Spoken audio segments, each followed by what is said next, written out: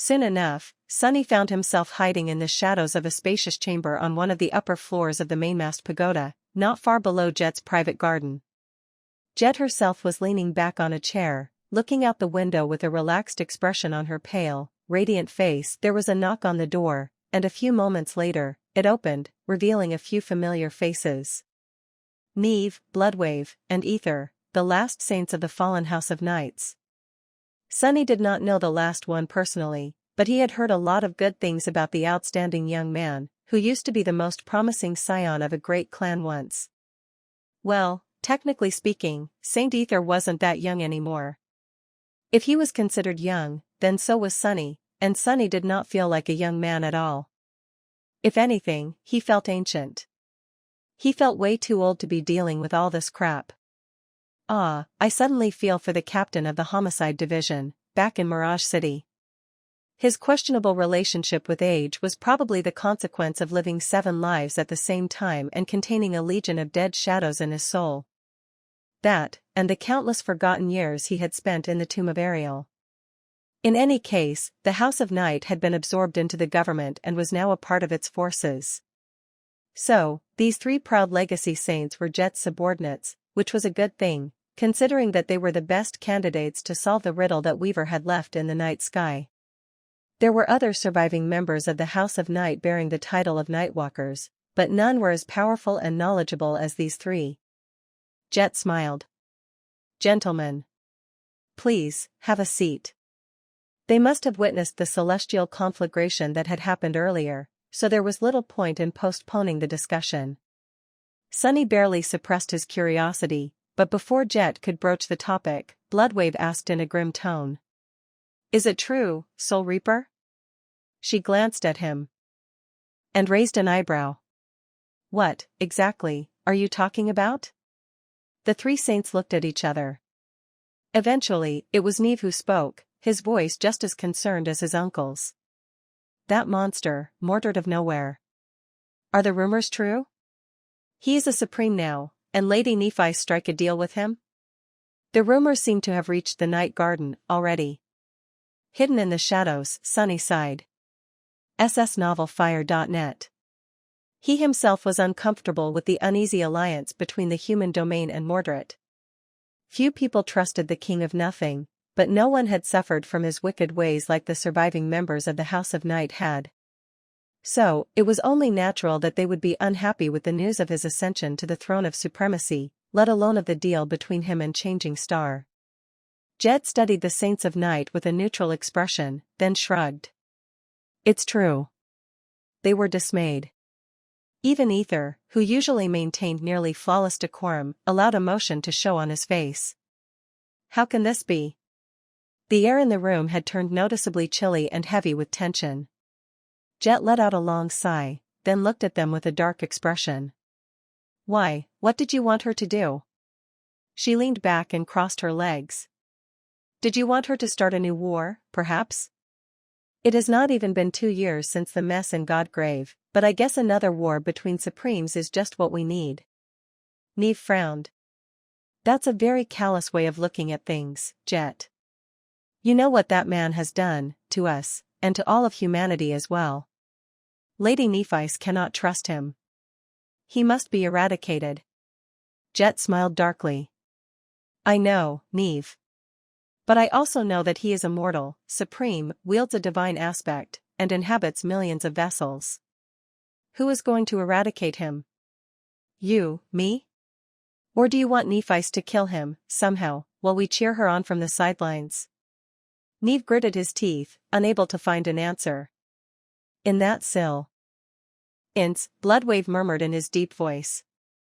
"Is that such a big deal, though? She killed 2 Supremes before, and seemingly without much trouble." It was obvious he was simply venting, so no one took his words seriously. Sunny was a bit hurt, though. "Hey. Sure, from the sidelines, it must have looked like Nephi's finished him off easily. But even if the whole thing had been an act, he still had his pride. Should I have resisted a bit more before being cut down?" Sunny shook his head, then assumed a tangible form. "Actually, she only killed 1 Supreme." Walking out from the shadows, he offered the Saints of Night a smile and sat down near Jet.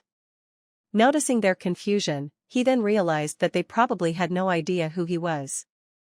Oh. Awkward. After all, very few people had known Master Sunless, and most of them had only seen him from afar on a calamitous battlefield.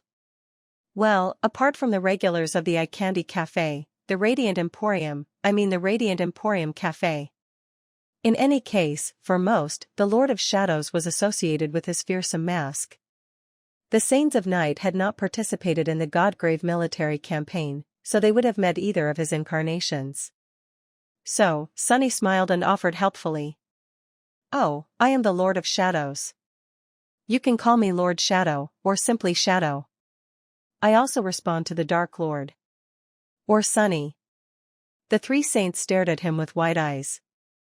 Sunny's smile dimmed a little. He cleared his throat. "As you can see, the news of my death was grossly exaggerated. Well, actually, I did die for a bit. But being dead grew old pretty quickly, so now I'm back." He remained silent for a few moments and then added in a light tone. "So, as far as killing Supremes goes, Nephice and I are tied for first place. For now, we are." Chapter 2602 Lost Among the Waves Plus, Turn Off Reset. Despite Sunny's friendly tone, the Saints of Night did not seem inclined to respond in kind. They stared at him with expressions of concerned apprehension, not saying anything. The silence was a little heavy. Eventually, they turned to Jet. Bloodwave was the one to speak first, his tone wary. "Soul Reaper, what is the meaning of this?" She met his gaze, held it for a few moments, then chuckled. "Oh, relax. He's on our side." It probably looked like she was conspiring against Nephice with an old enemy who had mysteriously risen from the grave. The two of them shared that last part in common, strangely enough. And if Jet was conspiring against the Immortal Flame clan, then it was safe to say that the government had secretly switched sides, as well. She was its de facto leader, after all. Obviously, Saints of Night would feel a great amount of apprehension, considering that they, their families, and all the survivors of the fallen great clan were part of the government now. It seemed that they did not wish to become traitors to the human domain, which warmed Sunny's heart a little. He shrugged. "For reasons that I am not too keen on explaining, the Lord of Shadows had to be considered dead. So, Nephice and I pulled a little prank and convinced everyone that I died. In truth, however, we've been working side by side, very closely, I might add, ever since. One sovereign guides humanity in the sunlight, the other helps it from the shadows." "Something like that. Granted, I am somewhat limited in what I can do." Looking at the grim faces of the three saints, he shook his head. "Needless to say, you will need to keep my existence to yourself. I would not have revealed myself in front of you if I didn't believe that you could keep a secret, but still, it is worth saying aloud. Do not mention the fact that I am not entirely dead to anyone, please, including those you implicitly trust. Everyone will be safer that way." He lingered for a moment, studying their faces, then chuckled. "No, but, why do you look so glum? These are not at all the expressions of people who have just learned that humanity is actually twice as strong as they had believed." Neve shook his head slowly. "I am sorry, Lord Shadow." "Sunny? It's just a lot to take in." Sunny smiled, hiding his bitterness at not being recognized by his old war buddy. He forced himself to think about something else. NW novel chapters are published on novelire.net. Now that's a reaction. The daughters of Ki Song had been so nonchalant about his stunning resurrection, except for Death Singer, who immediately proposed. "I should probably be happy that none of these three is confessing, I guess?" He sighed. "Regarding that bastard, Mordred, believe me, I'd love to see him gone as well. However, what we want and what reality dictates do not always coincide. I understand your desire to exact revenge, but at the moment, attempting to dispose of him would only invite disaster. You lost family members to his machinations, but you also have family members left to protect. Considering that the world is literally coming undone as we watch, I suggest you concentrate on that. An uneasy silence settled in the meeting chamber. Neve, Bloodwave, and Ether wore somber expressions, but his words seemed to have reminded them what was at stake. Eventually, Ether spoke up, his voice quiet and reserved. "Welcome back to the world of the living, Lord Shadow. To what do we owe the honor of hosting you aboard the Night Garden?" The youngest of the three saints, at least, seemed to be ready to face reality. Sunny knew that Neve would follow suit, as well. He had his daughter to protect, after all. And if the two of them made peace with the current situation, Bloodwave would follow suit. He smiled faintly. "Lamb, glad that you asked. In fact, I am searching for something that I believe will help us weather the storms ahead better. I thought that it would be hidden on the Night Garden, but as it turned out, there was only a clue to where I must go, or rather, a map. You've seen what happened to the sky, right?" Neve nodded slowly. "Of course. Everyone saw. Is that why we were called?" He paused for a second and then smiled bitterly. "I guess it makes sense. Who else but us?" Jet looked at him with a hint of compassion and said in a neutral tone. "Indeed. We think that the stars are showing a path to somewhere. So, I need your help to read the constellations, to determine if it is indeed a map, as well as where it leads to." The three saints looked at each other. Strangely enough, they kept silent for a long time. Sunny did not think that they had a reason to refuse to help, and on top of that, they seemed to be quite friendly with Jet. Neve's daughter even treated her like an aunt. So, he was surprised at their hesitance. The reason why they had hesitated, however, surprised him even more. After a long while, Neve finally spoke, looking at Jet and Sunny with a complicated expression. "It is a star map, without a doubt. As for where it leads to, there's no need to guess. We already know." Sunny and Jet looked at each other, surprise apparent on their faces. "You know?" Neve nodded slowly. "The House of Night used to possess a map just like this one, a long time ago. It was one of the most important relics of our clan.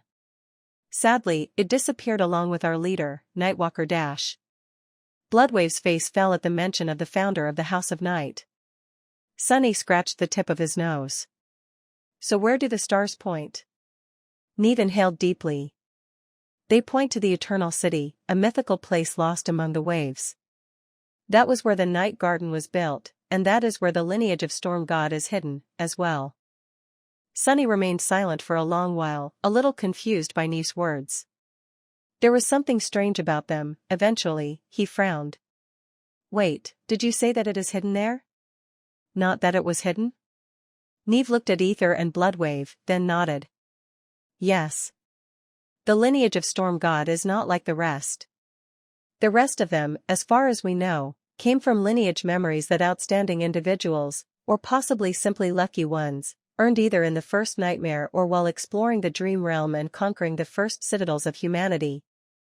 But the source of the lineage of Storm God is not a memory. It is a place." Sunny just stared at him in surprise. A faint smile appeared on Neve's face. "After all, the existence of the House of Night is a bit of a contradiction, isn't it? As you might know, initially, it was an alliance of lesser clans populating the Storm Sea, created in large part to answer the rising influence of powerful factions like Valor or Immortal Flame. There was no blood relation between the various families forming the House of Night, so how did we all come to share the lineage of Storm God?" He coughed. "I know that there are a lot of salacious rumors about Nightwalker, but no, he did not conceive children with women from each of the founding families.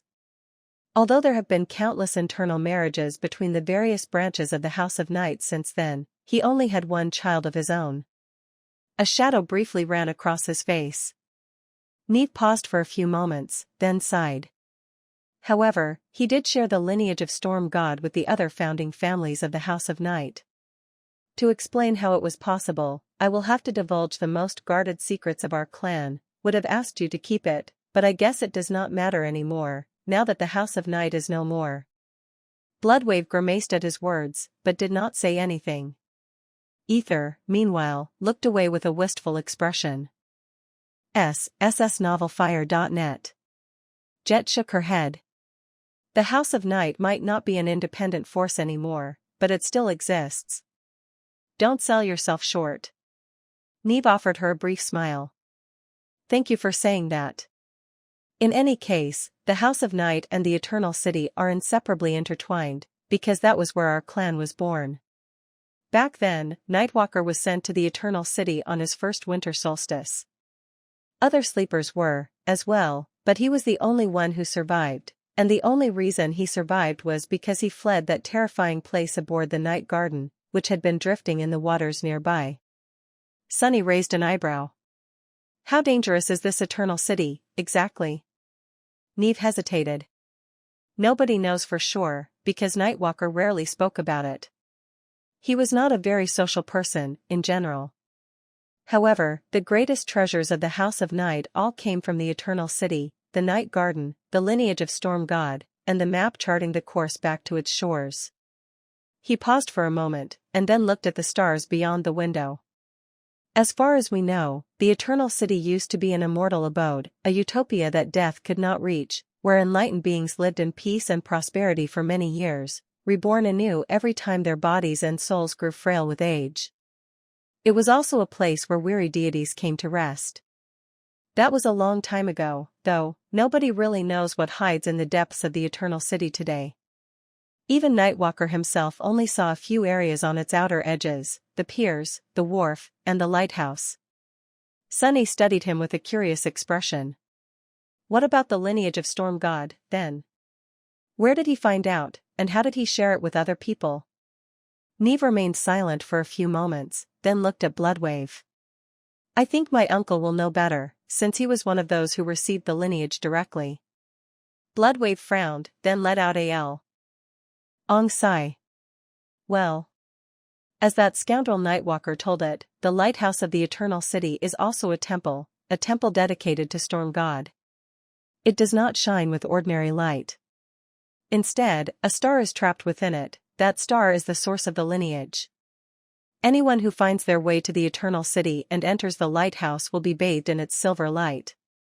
Then, they would be reborn as descendants of Storm God. He paused for a moment, and then added somberly. Or die. Many do. Neve nodded. Yes. Nightwalker entered the lighthouse and survived. He also received the lineage of Storm God, which eventually allowed him to escape the Eternal City. Before escaping, however, he collected a bit of that starlight into a special memory.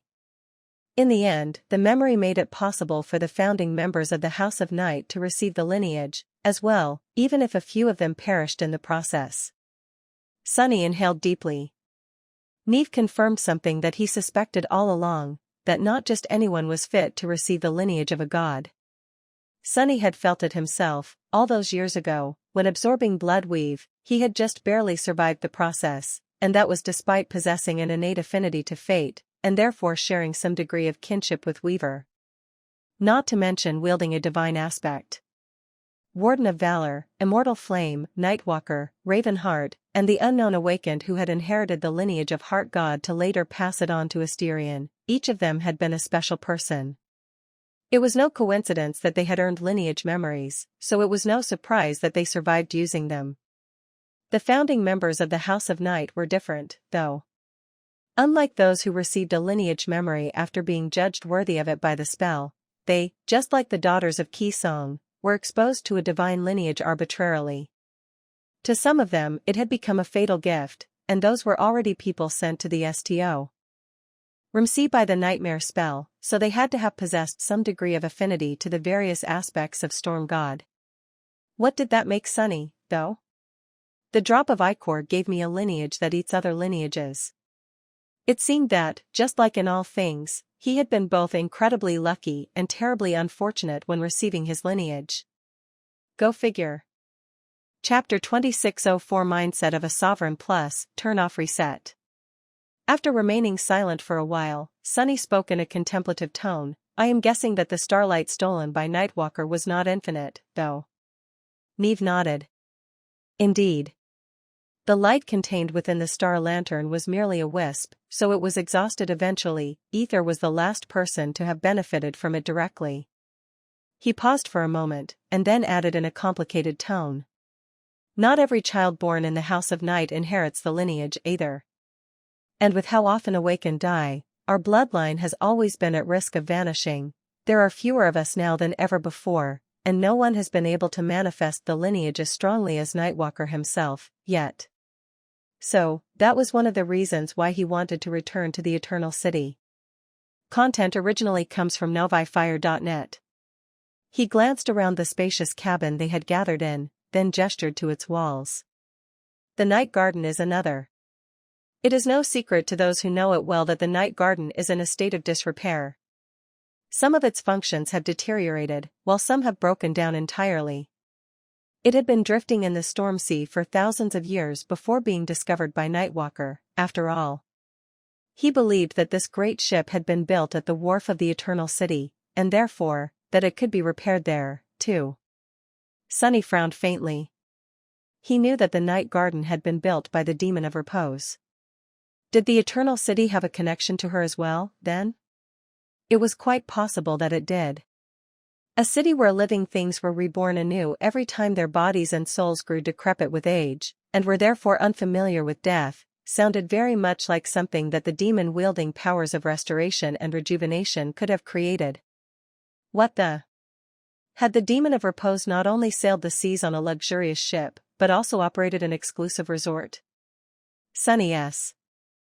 Meld a kindred spirit. Neve sighed. And lastly, Nightwalker only explored the outer fringes of the Eternal City before making his escape. The mystery of what was hidden in its depths, what treasures the immortals had left behind, had always drawn him back. So, he always intended to return there one day. Sunny hesitated for a moment. So why didn't he? He had the map. Bloodwave spoke instead of Neve, his deep voice betraying a hint of unease. Because he only escaped those waters by miracle, the first time around. People tend to think of the Storm Sea as just another region of the Dream Realm, but actually, it is as vast as the rest of the explored area of this cursed world, encompassing waters that are as different from each other as Godgrave is different from the lawn in front of Bastion. He smiled darkly. We humans are able to exist in some parts of the Storm Sea, but that does not mean that we can sail it freely and go wherever we want. In fact, those who are not careful to stay in relatively safe waters all die terrible deaths. And among those who do steer clear of the more perilous parts of the Storm Sea, only some die. Neve nodded. The Eternal City is hidden in the very heart of the Storm Sea, so even with a map, reaching it is a dangerous task, at least it was, in the times when Nightwalker lived. You must remember that the most powerful of his contemporaries were only masters, back then. Still, he never abandoned the plan of returning to the Eternal City, one day. Sunny and Jet looked at each other.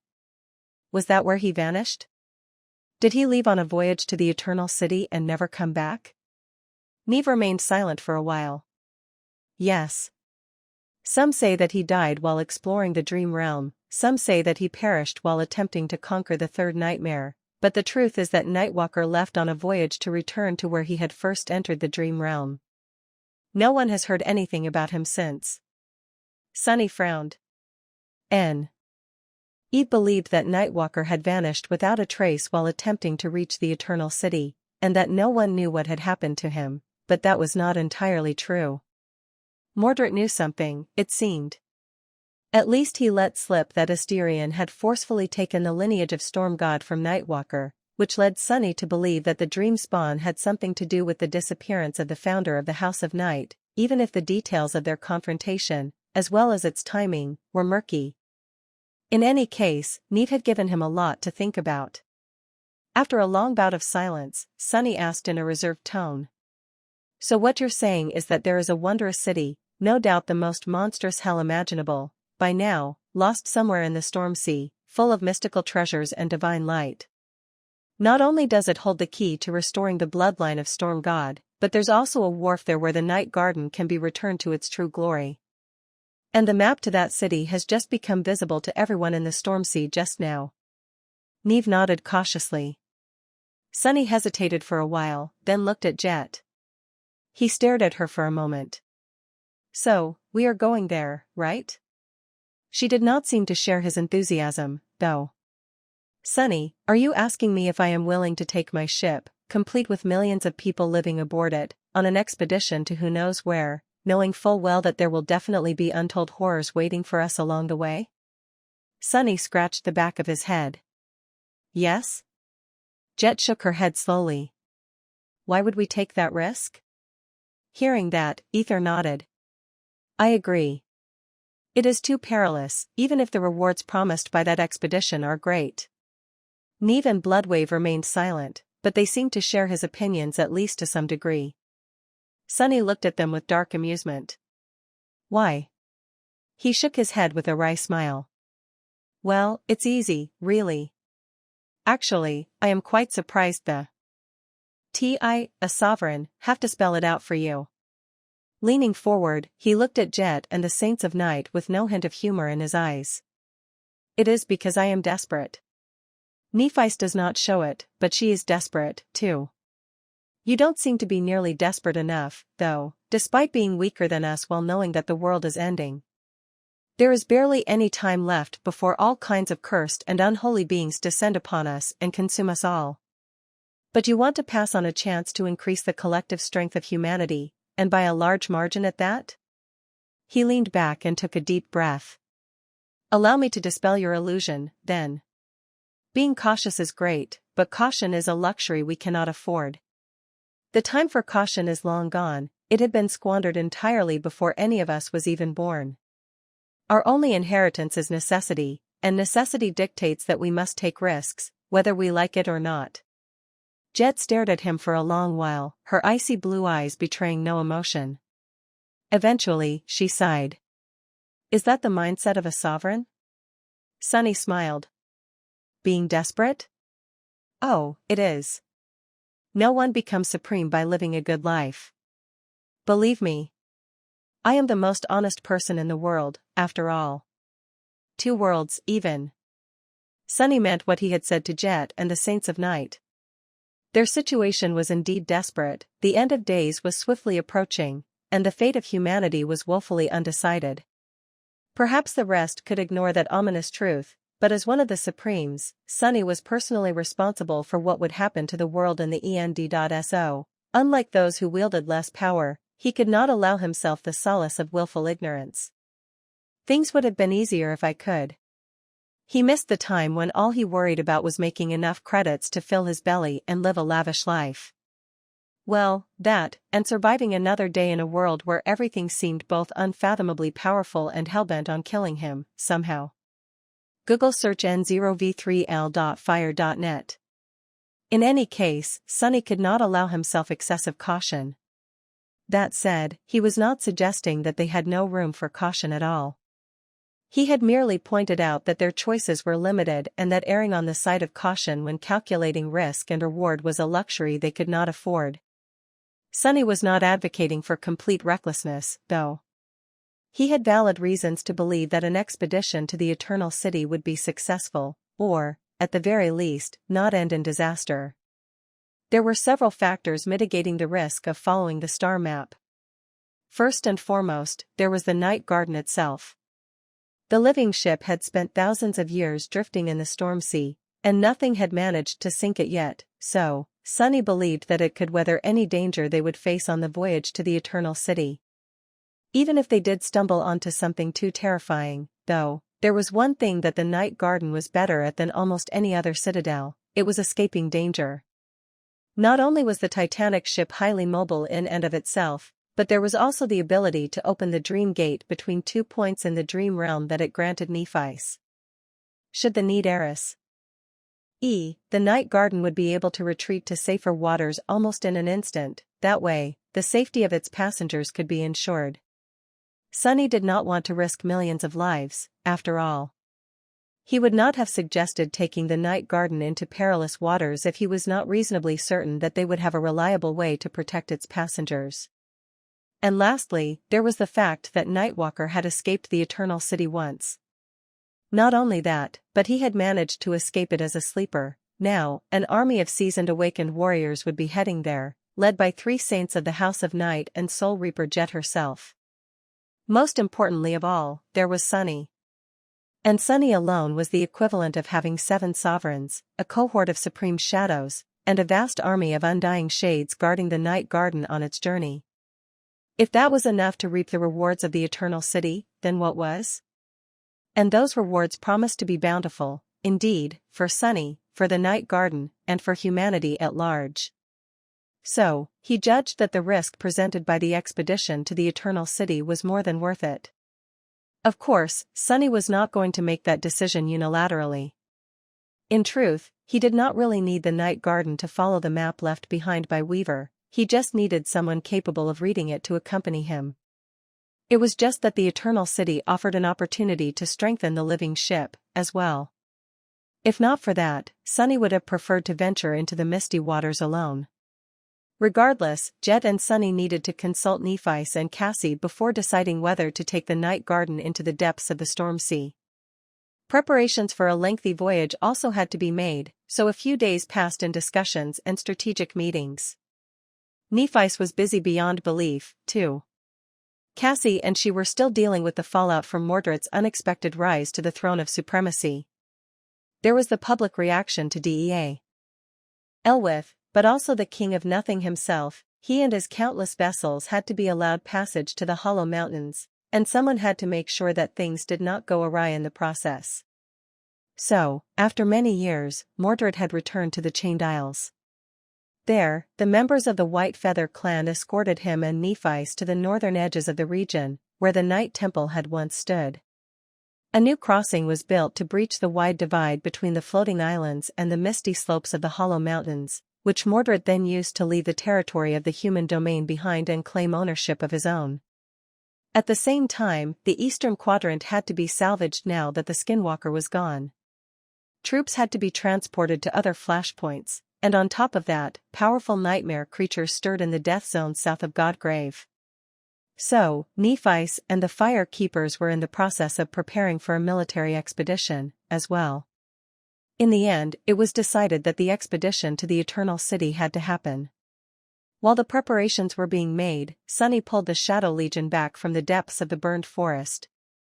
He wanted to consolidate his position on its southern outskirts and secure his new citadel in case of a potential attack, but more than that, he wanted his army to be free and ready to be deployed on the shores of the Eternal City, if need be.